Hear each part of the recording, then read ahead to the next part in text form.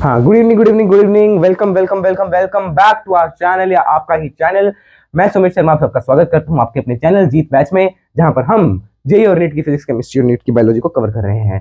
पहले क्या हुआ था, माइक आवाज ही नहीं आ रही थी, है ना, तो फिर मैंने दोबारा से शेड्यूल करा।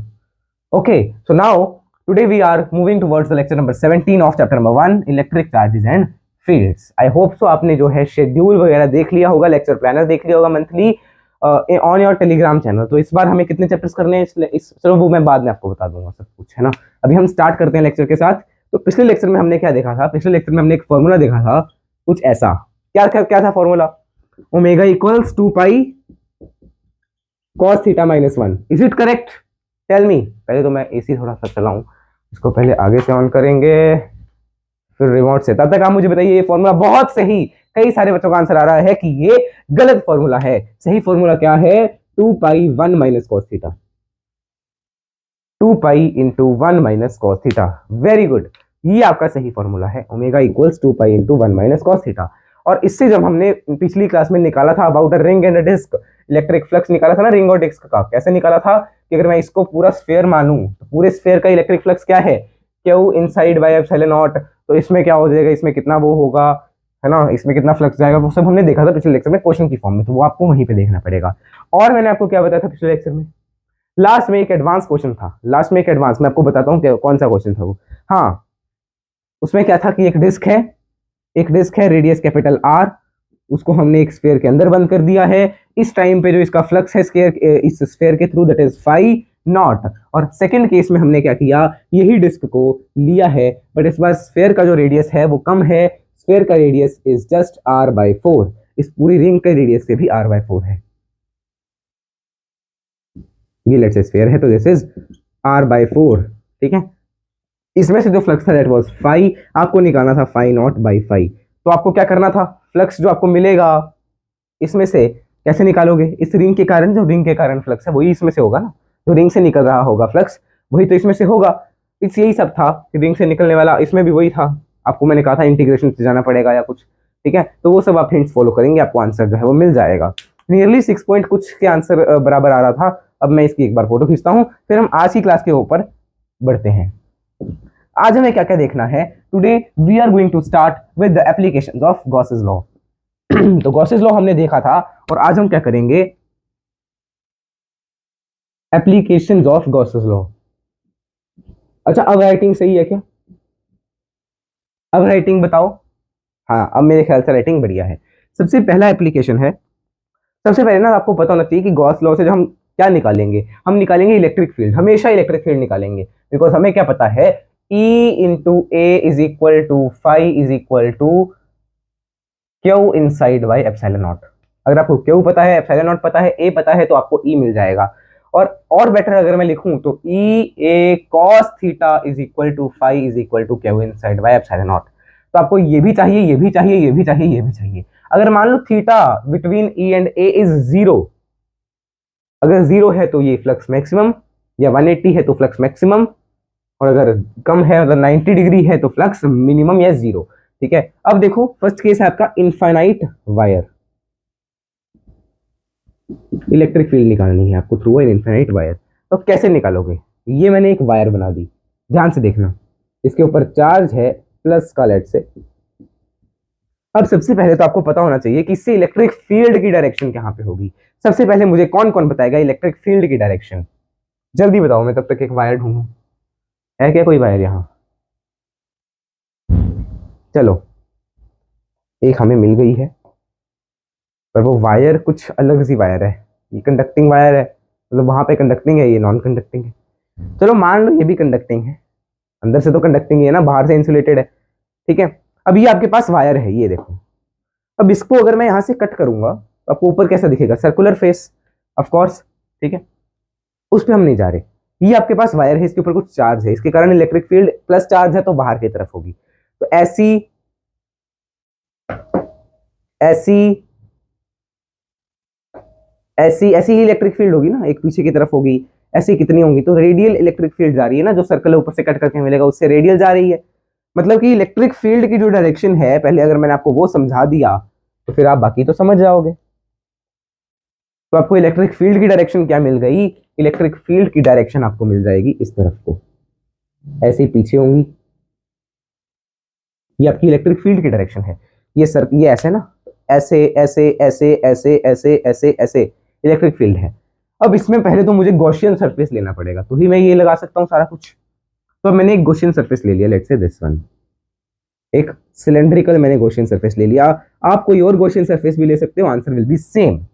और ये सेंटर में मान लेना ना, इसको थोड़ा सा हम आगे कर लेते हैं, चलो ऐसा है, ऐसा है, ऐसा, इस तरह से आपके पास गॉसियन सरफेस है। अब सबसे पहले इसमें आपको तीन रीजन दिख रहे हैं, फर्स्ट, सेकंड, थर्ड, ये तीन एरिया है इसके पूरे के, है ना। तो अब कौन से एरिया में से फ्लक्स जाएगा, कौन से एरिया में से फ्लक्स नहीं जाएगा। अब इलेक्ट्रिक फील्ड की डायरेक्शन आपको पता चल चुकी है, तो अब आप खुद दिमाग लगाएंगे। ये आपके पास ऐसा है और इसके अंदर ना कुछ स्फेरिकल, हमारे पास कोई डब्बा है क्या स्फेरिकल, स्फेरिकल डब्बा तो हमें नहीं मिल रहा, बट चलो इससे हम काम चलाते हैं। एक मिनट, हाँ खुल जा भाई, पता नहीं क्या डाला हुआ था अंदर भाई। ये देखो, ये इस तरह से है कुछ, हमने मान लो ये डब्बा जो मान लो स्फेरिकल है, मान लो कि ये स्फेरिकल है, ऐसा आपके पास है। गॉसियन सरफेस ने चार्ज को ऐसे रखा हुआ है अपने अंदर, दिख रहा है क्या सबको, सबको विजिबल है क्या, पूरा अंदर डाल देता हूँ, चलो ले, दिख रहा है क्या। अब देखो, मान लो ये सीधा है, मान लो ये सीधा है, तो इसका इलेक्ट्रिक फ्लक्स ऐसे है, इलेक्ट्रिक फ्लक्स सबका, इलेक्ट्रिक फील्ड ऐसे है, सॉरी। अब वो कौन से एरिया में से पास करेगी, क्या ऊपर वाले एरिया में से पास करेगी, चेक करो, ऊपर वाले एरिया में से जा रही है क्या, नहीं ना। नीचे वाले एरिया में से जा रही है क्या, नहीं। जाए कौन सी एरिया में से रही है, सेंटर वाले एरिया से, सेंटर वाले रीजन के एरिया से जा रही है, राइट। तो इलेक्ट्रिक फील्ड ऑफ कोर्स इसी एरिया से जाएगी, इस एरिया से अगर जाएगी तो वो ऐसे जाएगी, पैरेलल इलेक्ट्रिक फील्ड है इस एरिया के। और एरिया वेक्टर कैसा है, एरिया वेक्टर हमेशा परपेंडिकुलर टू द सरफेस होता है। तो यहाँ पे फॉर फर्स्ट केस या फॉर थर्ड केस आपके जो इलेक्ट्रिक फील्ड और एरिया वेक्टर का जो एंगल है दैट इज 90 डिग्री। तो for first and third case के लिए, फर्स्ट और थर्ड फेस के लिए जो आपके पास इलेक्ट्रिक फील्ड है, ई आपको निकालना था ना इसके कारण। तो मतलब मान लो E into A into cos 90 is equal to 5। अब यहाँ पे फ्लक्स ही जीरो है, तो क्या आप इलेक्ट्रिक फील्ड निकाल पाओगे, नहीं, बिकॉज फ्लक्स ही जीरो है, तो इलेक्ट्रिक फील्ड कैसे निकालोगे इसके कारण। अब आपको इलेक्ट्रिक फील्ड सेंटर वाले एरिया के कारण निकालनी पड़ेगी, और ये तो सेम ही होगी ना, इलेक्ट्रिक फील्ड तो सेम होगी। तो सेकंड के लिए अगर मैं बात करूं, सेकंड रीजन के लिए, तो अगर मैं सेकंड रीजन को आपको समझाऊं कैसे, वो देखो ध्यान से।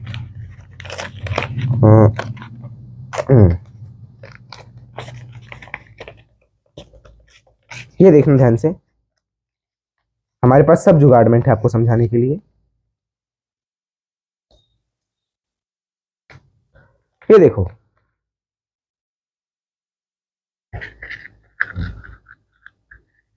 सेकंड रीजन आपका कुछ ऐसा है, देखो ध्यान से, ऐसा रीजन है क्या कुछ सेकंड कर्व्ड। अब इसको मैंने यहां से कट कर दिया, तो क्या मुझे ऐसा रीजन मिलेगा कुछ रेक्टेंगुलर, राइट। तो जो कर्व्ड का ये पेरीमीटर था वो रेक्टेंगल का लेंथ या ब्रेड्थ बन गया, और जो ये हाइट थी वो तो है ही। तो मैंने क्या लेट कर लिया, इस गॉसियन सरफेस का रेडियस जो है दैट इज कैपिटल आर, और यहाँ पे इसकी लेंथ जो है दैट इज एल। तो सेकंड के कारण अगर मैं बात करूं ई इंटू ए, तो ए का और ई का एंगल कितना है, ई ए कॉस 0, बिकॉज इसके कारण इलेक्ट्रिक फील्ड आएगी इस side, and of course area vector की direction perpendicular to the surface इस साइड होगी। देखो इसका इलेक्ट्रिक फील्ड तो पता लग गया ना सबको। अब एरिया वेक्टर की कैसे आएगा, ऐसे ऐसे ऐसे ऐसे ऐसे ऐसे परपेंडिकुलर जाएगा। यहां से अगर मैं बात करूं तो ऐसे जाएगा, यहां से अगर मैं बात करूं तो नीचे की तरफ जाएगा एरिया वेक्टर। तो अब एरिया वेक्टर और ए के बीच में एंगल इज 0, तो आपके पास फ्लक्स आया E A, that will be equal to flux Q inside by epsilon naught. अब आपको निकालना है ये ए, सॉरी ई, तो ए को इस साइड ले जाओ, Q inside by epsilon naught, A will be equal to E. अब क्यू इनसाइड कितना चार्ज है इसके अंदर, मैंने मान लिया पूरी वायर का जो चार्ज है अपॉन पूरी वायर की जो लेंथ है that is lambda of course. तो क्यू इनसाइड को मैं क्या लिख सकता हूँ, लैम्डा इंटू एल, बिकॉज आप कितनी सी लेंथ को कंसिडर कर रहे हो, इतनी सी लेंथ को, तो lambda into L upon epsilon naught into A. अब ए क्या है, व्हाट इज द एरिया, मैंने आपको अभी बताया ना, जो नीचे सरकमफ्रेंस है that will be 2 pi R, वो क्या बन जाएगा, लेंथ बन जाएगा, ब्रेड्थ बन जाएगा, और जो हाइट है वो एल है।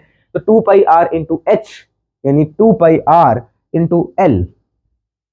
तो एरिया की जगह क्या लिख देंगे, 2 पाई आर एल, एल से L cancel, lambda by 2 pi R epsilon naught आ जाएगा। और अगर मैं इसको और मॉडिफाई करूं तो it will be 2 lambda by 4 pi R epsilon naught. मैंने क्या किया, नीचे भी 2 से मल्टीप्लाई, ऊपर भी 2 से। क्या कारण है इसका, देखो 2k लैम्डा बाय आर बन जाएगा। चेक करो, k की वैल्यू यहाँ पे पुट करो, 1/4 पाई एप्सिलॉन नॉट, तो वही है, हमने 1/4 पाई एप्सिलॉन नॉट को k लिख दिया।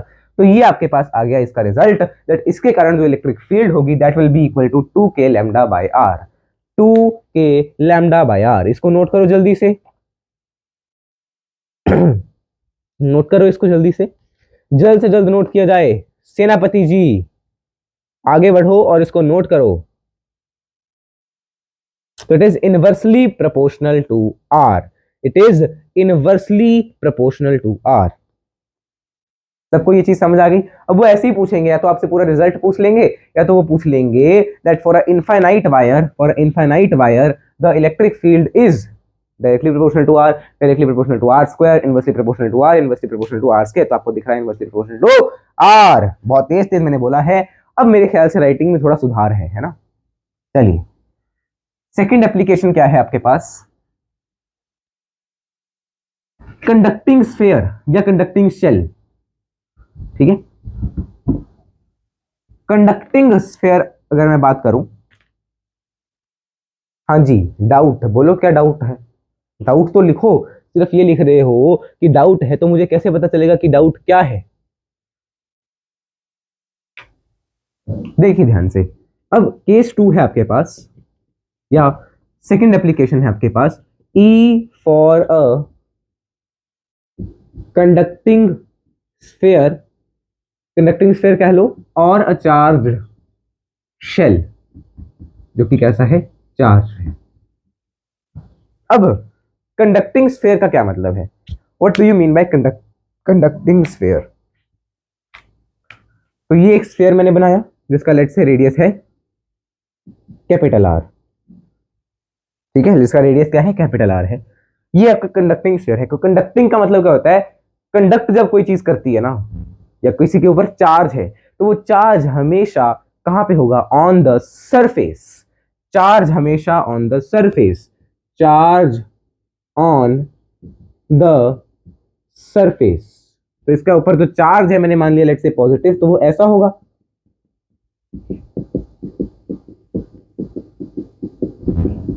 राइट।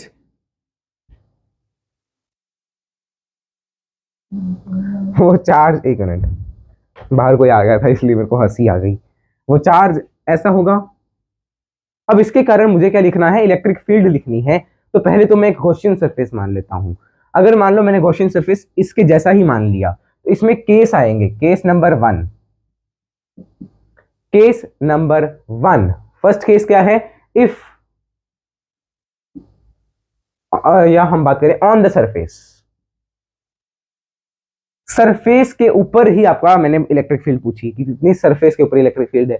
अगर मैं सरफेस के ऊपर इलेक्ट्रिक फील्ड पूछ रहा हूं तो मुझे क्या लेना पड़ेगा, सरफेस के ऊपर वाला ही क्या लेना पड़ेगा, गॉसियन सरफेस। अगर मैंने गॉसियन सरफेस के ऊपर वाला ही ले लिया तो E into area of Gaussian surface क्या हो जाएगा फिर, 2 pi capital R, that will be equal to Q inside. अंदर चार्ज कितना है, ये पूरा तो उसके अंदर ही है ना। अब कई बच्चे कहेंगे कि गॉसियन सरफेस हम सरफेस के ऊपर नहीं ले सकते, चार्ज के ऊपर नहीं ले सकते, तो अब थोड़ा सा आगे ले लो, बिल्कुल निग्लेक्टिंग डिस्टेंस थोड़ा सा आगे ले लोगे। ठीक है, तो E into 2 pi R will be equal to Q inside. Q inside कितना है, क्यू है, और bye epsilon not.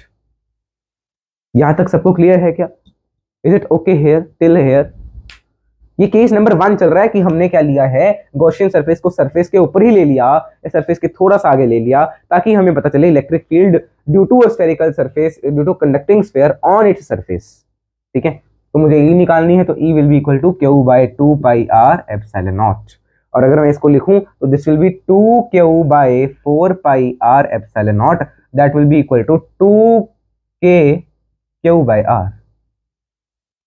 Is it clear, is it clear to everybody.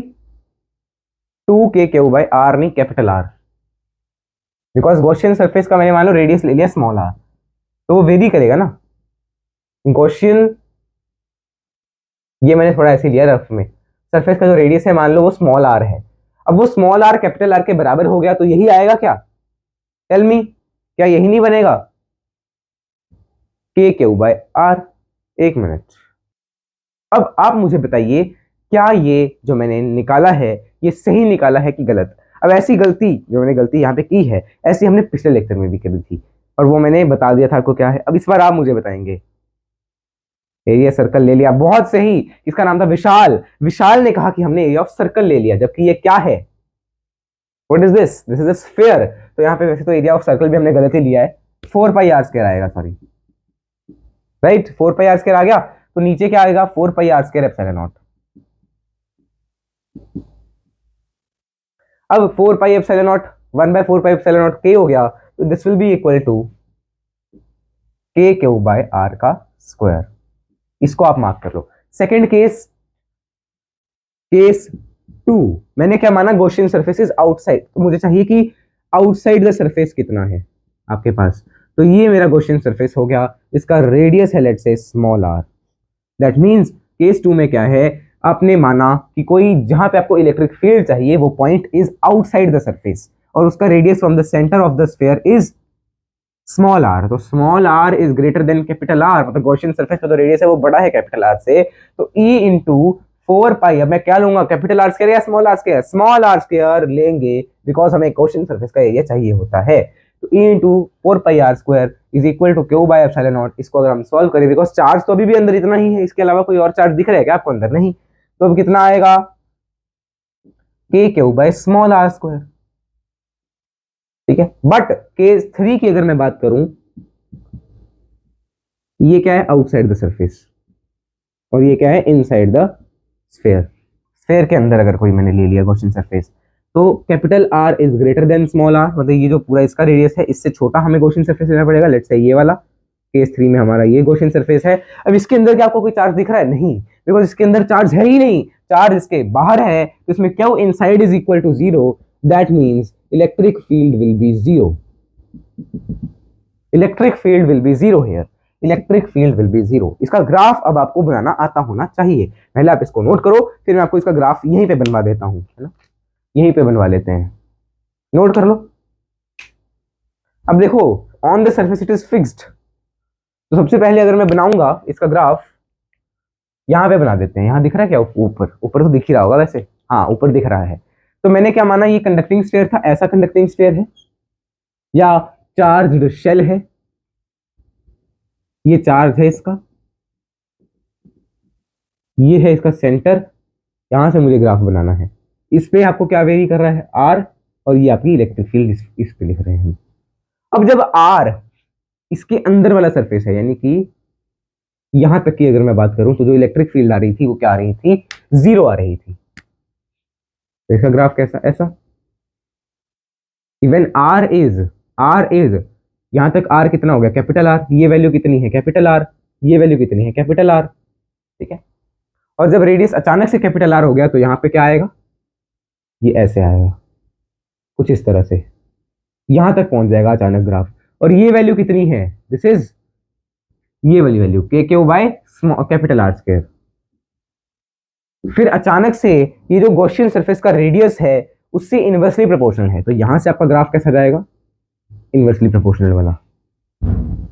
ठीक है, inversely proportional to R square, यानी K Q by small R square. ये तो fixed है बिकॉज अंदर वाले स्फीयर का रेडियस फिक्स्ड है ना, वेरिएबल क्या है? स्मॉल आर, तो इसलिए आपका ग्राफ ऐसा बनेगा। इसको नोट करो जल्दी से, इसको नोट करो जल्दी से। यहां पे ना ऐसे ऐसे डॉटेड बना लो, बिकॉज अगर मैथ्स वाले तो आपको पता होगा डॉटेड का क्या मतलब है और दूसरे का क्या मतलब है।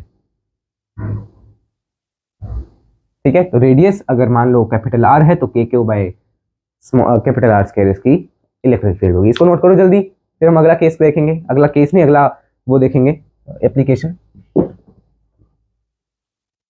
थर्ड है आपके पास नॉन कंडक्टिंग स्फीयर। ये तो हो गया कंडक्टिंग स्फीयर, पर अगर मान लो नॉन कंडक्टिंग स्फीयर है, मतलब अगर उसके पास चार्ज है भी तो वो कंडक्ट नहीं कर रहा और उसके अंदर जो चार्जेस हैं वो सेंटर में ही है कहीं भी, है ना? तो अगर मैं बात करूं नॉन कंडक्टिंग स्फीयर,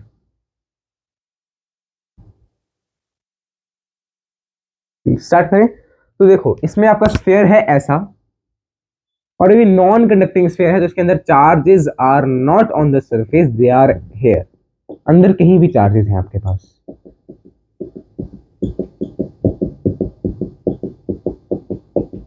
मैंने फिर से पॉजिटिव ही माना है, ठीक है, इस तरह से आपके पास है। और इसका रेडियस इज अगेन हम कैपिटल आर ही ले लेते हैं, कैपिटल आर। तो सबसे पहला केस जो आएगा इसमें भी ऑन द सरफेस, या पहले हम आउटसाइड द सरफेस देख लेते हैं। आउटसाइड द सरफेस यानी कि जो गॉसियन सरफेस का रेडियस है small R, that is greater than the radius of this.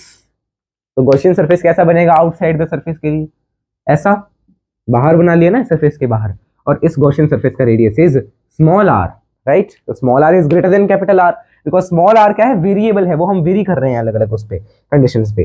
तो इसका आपके पास कैसा आ रहा है आउटसाइड द सरफेस, सारा चार्ज इनसाइड ही अभी भी इस सरफेस के अंदर है सारा चार्ज। तो Q inside is again Q upon epsilon naught.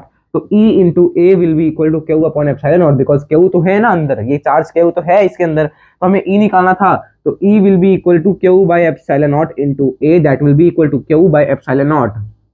Area कितना है इस पूरे क्वेश्चन सरफेस का, 4 पाई स्मॉल आर स्क्वायर, ये आ जाएगा। और अगर मैं इसको देखूं तो this will be K Q by small R square. तो देखो सेम वैल्यू आ रही है क्या, चेक करो, is it the same value जैसा आपके पिछले उसमें आया था, is it okay, is it correct. ये हो गया आउटसाइड द सरफेस। अगर मैं बात करूं on the surface, second on the surface, because इसका अगला केस जो है वो थोड़ा सा कॉम्प्लिकेटेड लग सकता है कईयों को, बिकॉज उसमें हमें कुछ और तरीके से जाना पड़ेगा। ऑन द सरफेस मतलब small R is equal to capital R, right. अगर स्मॉल आर और कैपिटल आर बराबर हैं लगभग, तो आप क्या कहोगे, E is equal to K Q by capital R square, simple. Small R और कैपिटल आर सेम है, स्मॉल आर और कैपिटल आर सेम है, मतलब गॉसियन सरफेस आपका लगभग लगभग यहाँ पे आएगा, ठीक है। थर्ड केस थोड़ा कॉम्प्लिकेटेड है, तो मुझे आप बताओ नीचे आपको कितना दिख रहा है, बहुत जगह है, अभी तो बहुत जगह है, नहीं जगह है। तीसरे केस में क्या है, इनसाइड द सरफेस। हमने क्या माना, जो हमारे पास गॉसियन सरफेस है वो अंदर की तरफ है, या हमें चाहिए कोई भी इनसाइड द सरफेस, हमें कोई कहीं इलेक्ट्रिक फील्ड चाहिए, कहाँ पे चाहिए, small R distance from the centre, और इस बार small R is smaller than capital R, अगर रेडियस से कम है ना। तो मैंने क्या मान लिया, गॉसियन सरफेस इस बार ये मान लिया, और इसका रेडियस है स्मॉल आर, राइट। ये दिख रहा है क्या ग्रीन सा आपको इसके ऊपर काले के बीच में, हाँ दिख रहा है काफी अच्छे से। तो इसमें आप कैसे करेंगे, अब आपको पता है पूरे स्फीयर के ऊपर चार्ज क्या है, क्या हो, तो इसमें वॉल्यूम वाइज चार्ज डिस्ट्रीब्यूशन हम लगा लेंगे, जैसे हमने उसमें किया था ना लैम्डा वाला कंसेप्ट। इसमें हम वो नहीं करेंगे, इसमें हम क्या करेंगे, वॉल्यूमेट्रिक देखेंगे कि क्यू चार्ज जो है, हम जाएंगे यूनिटरी मेथड से, इसमें हमें यूनिटरी मेथड से ही जाना होगा। क्यू चार्ज जो है, ठीक है, इसमें हमें, हाँ ऋषभ, इसमें हमें यूनिटरी मेथड से जाना होगा। क्यू चार्ज जो है that is 4/3 pi R cube के लिए, मतलब अगर मैं 4/3 पाई आर क्यूब का वॉल्यूम कंसिडर कर रहा हूं, इस पूरे वॉल्यूम के अंदर क्यू चार्ज है। अगर मैं पर यूनिट वॉल्यूम की बात करूंगा, for 1 unit volume, volume 1 unit है, तो इसको आप नीचे ले जाओगी, कितना चार्ज आ गया, charge in 1 unit volume, that will be equal to Q by 4 pi R cube. ये आ गया चार्ज फॉर 1 यूनिट वॉल्यूम। पर हमारे पास कितना वॉल्यूम है, for us the volume is 4/3 pi small R cube, यही है हमारा वॉल्यूम गॉसियन सरफेस का, ठीक है। तो इतने वॉल्यूम के लिए charge will be equal to 3Q/4 pi capital R cube multiply by 4/3 pi R cube small R cube, है ना। इस तरह से आपके पास आ जाएगा, कटिंग कर लो, 4 पाई से 4 पाई उड़ा दो, 3 से 3 उड़ा दो, सही है। तो आपके पास चार्ज कितना आ गया, Q small R cube by capital R cube, ये आपके पास चार्ज है। और थर्ड केस, यहाँ पे सेकंड केस खत्म हो गया, अब थर्ड केस का अगर चार्ज आपके पास मिल गया, you have found the charge, तो आपके पास इसका E into A will be equal to charge upon epsilon naught. अब एरिया इसका कितना है, गॉसियन सरफेस का एरिया 4 पाई आर स्क्वायर ही रहेगा, into 4 pi small R square. अगर मैं बात करूं इसके साथ ही ये कैंसिल हो जाएगा, एक ही पावर बचेगी ना, तो इस तरह से आपके पास आएगा। तो 4 pi epsilon naught will be equal to के 1/4 k आ जाएगा, तो it will be k cube small r upon capital R का क्यूब। अब ये वेरी किसके साथ कर रहा है, स्मॉल r के साथ कर रहा है। कैपिटल R का क्यूब तो फिक्स है, बिकॉज इस स्फीयर का रेडियस तो फिक्स है, तो आपके पास इसका ये रिजल्ट आ जाएगा। और इसका भी हम एक डायग्राम नहीं मतलब एक ग्राफ बनाएंगे, पहले आप इसको नोट कर लो। तो इसमें आपको क्या दिख रहा है, E directly proportional to small r दिख रहा है। इसमें आपको इनवर्सली, इसमें तो कांस्टेंट है, ये तो कांस्टेंट आ गया, और ये क्या है, इनवर्सली प्रोपोर्शनल टू r का स्क्वायर। तो इसका जो ग्राफ अगर हम बनाएंगे तो ग्राफ कैसा बनेगा, ये है इस बार, इस तरह से है, यहाँ पे r यहाँ पे e, कैसा ग्राफ आएगा देखो। सबसे पहले अगर मैं बात करूं तो ऑन द सरफेस, यहाँ पे, या पहले इनसाइड द सरफेस की बात कर लो। Inside the surface it is directly proportional to small r, तो इनसाइड द सरफेस कैसा ग्राफ आएगा, ऐसा आएगा ना, directly proportional to small r का ग्राफ ऐसा ही होता है। यहाँ पे डॉटेड लाइन है मान लो, ऐसा ही ग्राफ आएगा देखो, इनसाइड द सरफेस। और अगर मैं बात करूं तो ये ना डायरेक्टली प्रोपोर्शनल लग नहीं रहा, तो इसको मैं थोड़ा सा इंप्रूव करके ग्राफ को बनाता हूं, ऐसा सीधा बनाता हूं, और ये है आपके पास इस तरह से, ये आपका on the surface, this distance is capital R,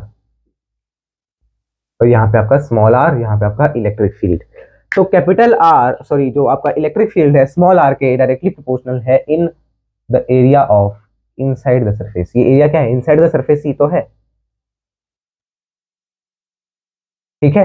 अब जब ये सरफेस के ऊपर आ गया तो इसकी वैल्यू कितनी हो जाएगी, k cube by r square, यानी कि ये वाली वैल्यू और ये वाली वैल्यू कितनी है, k cube by capital R का स्क्वायर, और फिर it is inversely proportional to r square, यानी कि इसका ग्राफ आएगा ऐसा। और इसके ऊपर जेई और नीट में इतने क्वेश्चंस आए हैं, एंड मोस्ट प्रोबेबली जेई 2024 या नीट 2024 में इसके ऊपर क्वेश्चन आएगा, या नॉन कंडक्टिंग स्फीयर का आ जाएगा ग्राफ, या कंडक्टिंग स्फीयर का आ जाएगा, ठीक है। और ये जो इलेक्ट्रिक फील्ड के मैंने आपको ग्राफ करवाए थे ना, वो इलेक्ट्रिक फील्ड वाले ग्राफ याद है सबको, कैसे ग्राफ थे, ऐसे मैंने दो चार्जेस का ऐसा ऐसा कुछ ग्राफ बताया था, याद नहीं है सबको, ये ऐसे ग्राफ आएंगे आपको।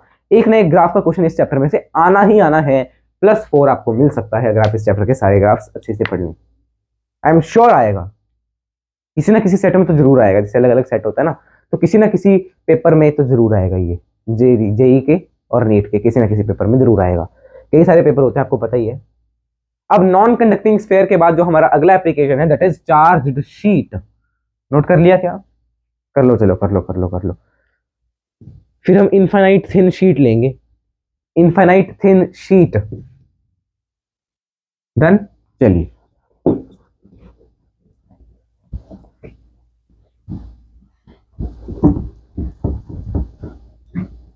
इनफाइनाइट थिन शीट, थर्ड है इनफाइनाइट थिन शीट, कैसा देखो ऐसा। अभी इतनी पतली है कि इसके ऊपर जो चार्ज है वो सरफेस के ऊपर ही है, अंदर होगा कैसे होगा, बिकॉज ये है ही बड़ी पतली शीट, तो सरफेस के ऊपर ही मान लो। अब इसमें आप गॉसियन सरफेस कैसे लोगे, आप बताइए, कौन सा लोगे, कैसा लोगे, आप बताओगे, आपकी मर्जी है, आप कोई भी ले सकते हो।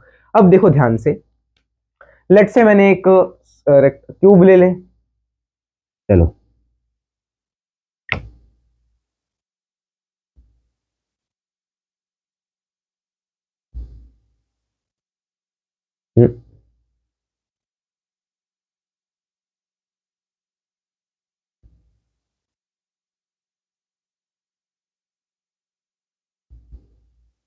इस तरह से मैंने क्यूबिकल स्ट्रक्चर एक ले लिया। अब आप बताइए कौन से एरिया में से इलेक्ट्रिक फील्ड होगी और कौन से में नहीं होगी, मतलब कौन से में फ्लक्स होगा कौन से में नहीं होगा।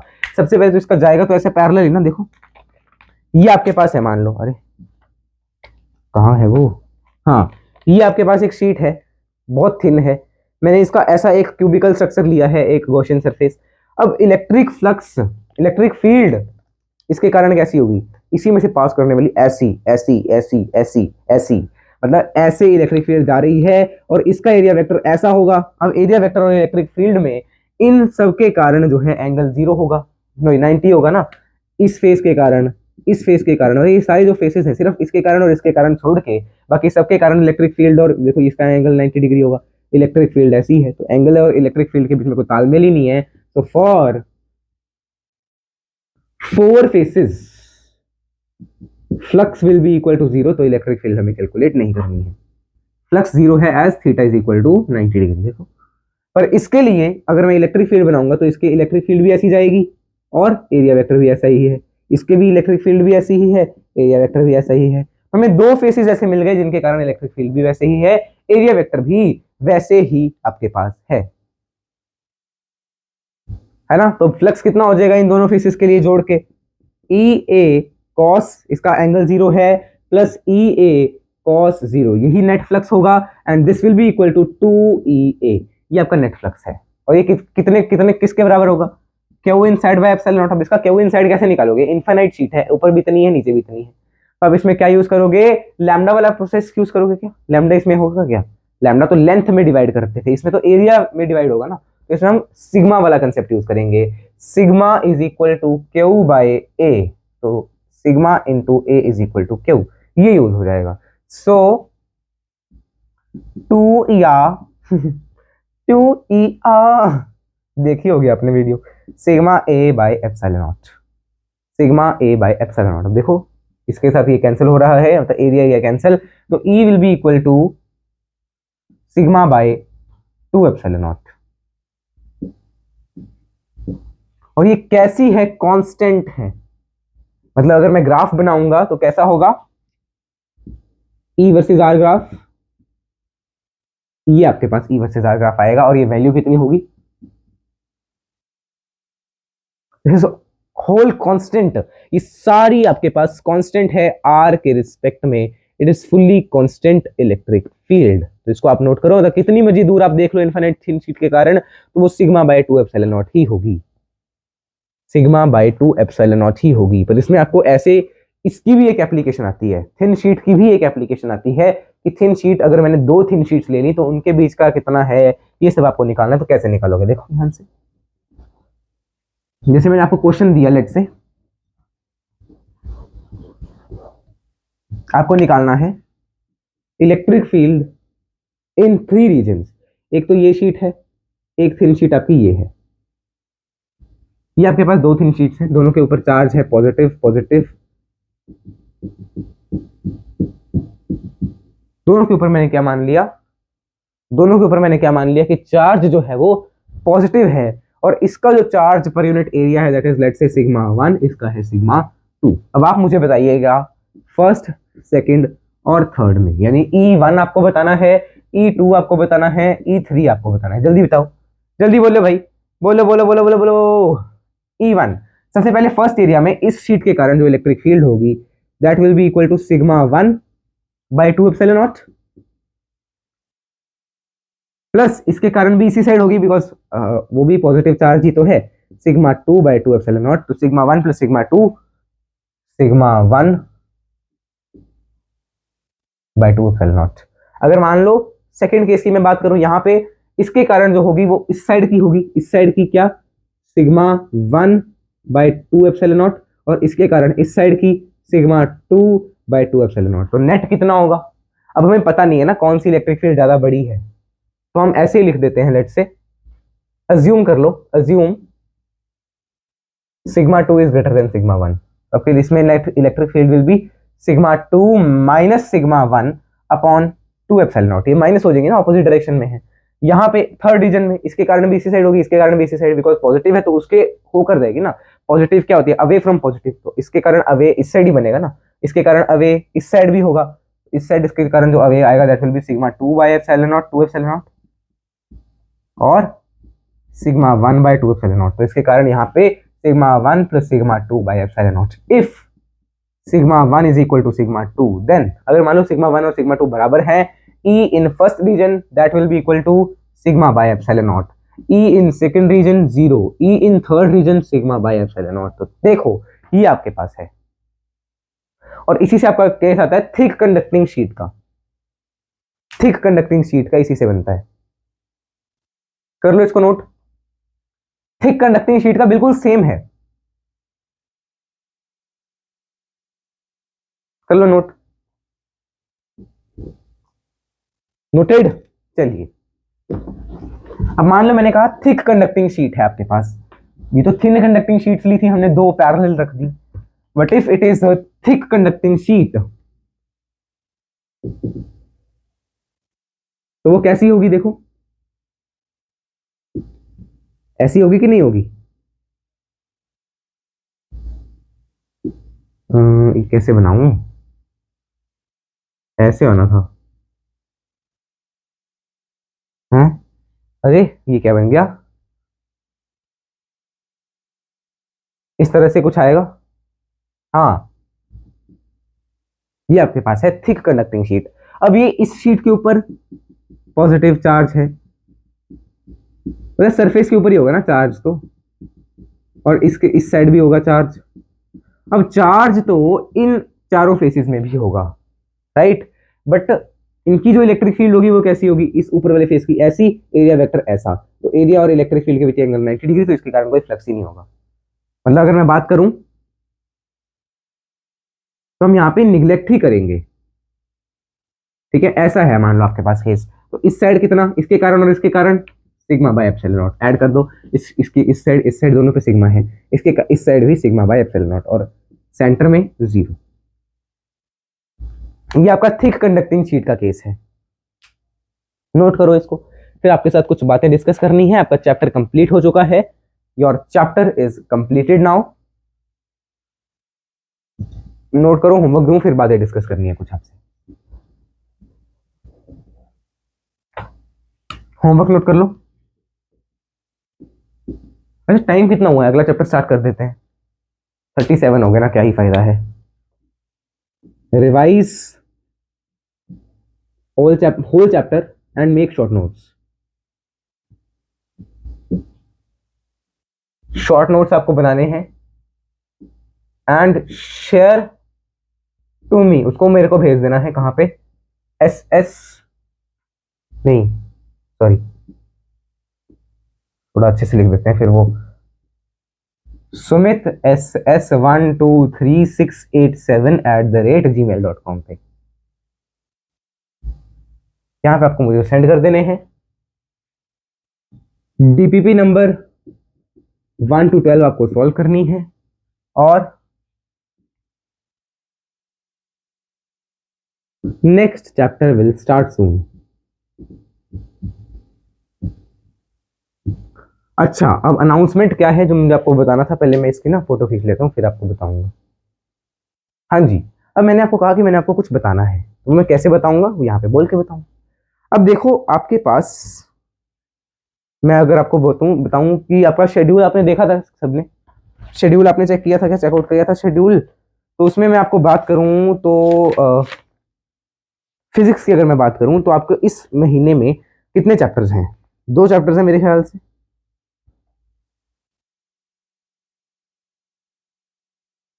राइट। तो इस महीने में आपके 2 चैप्टर आपको इसके अलावा और कंप्लीट करने हैं।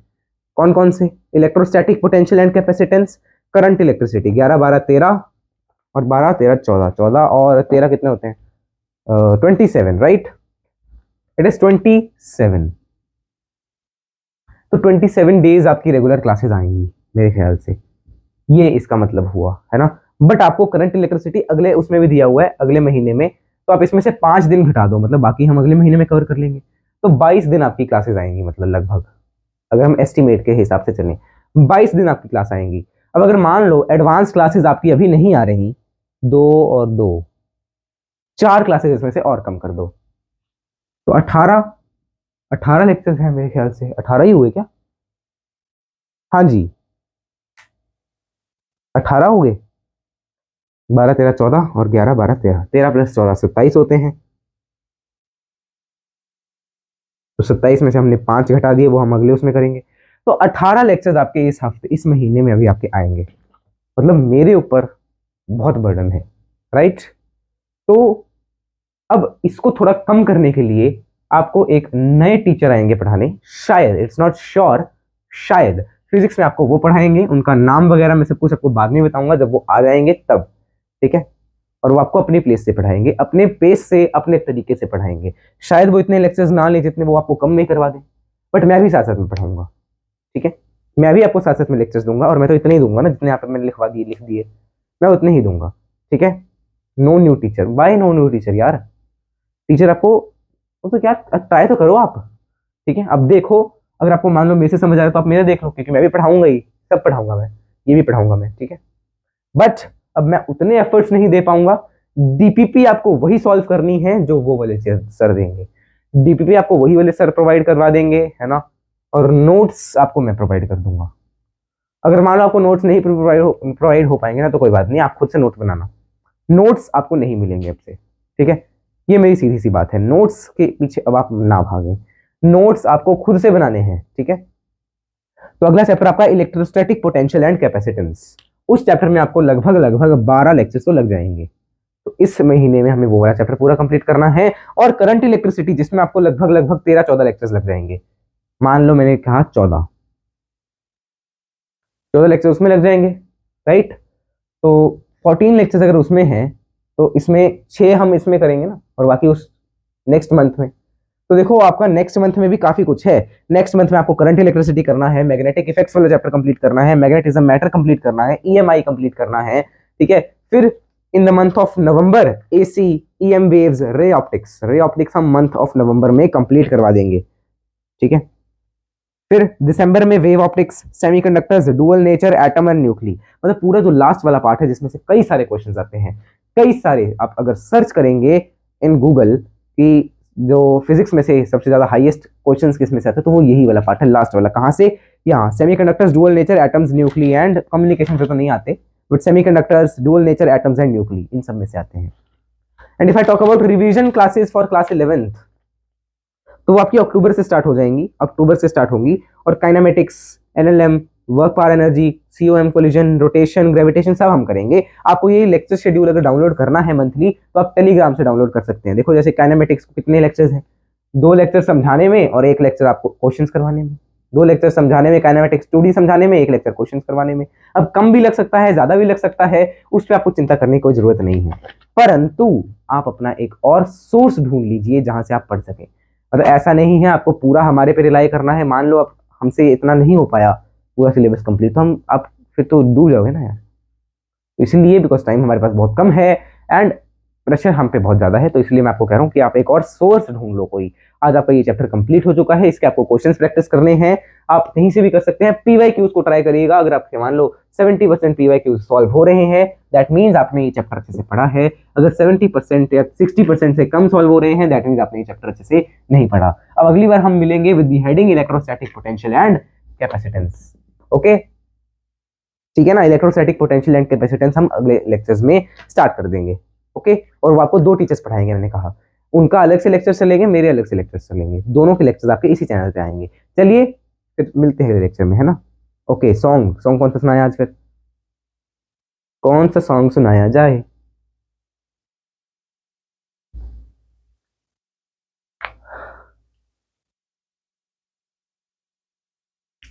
बोलो भाई।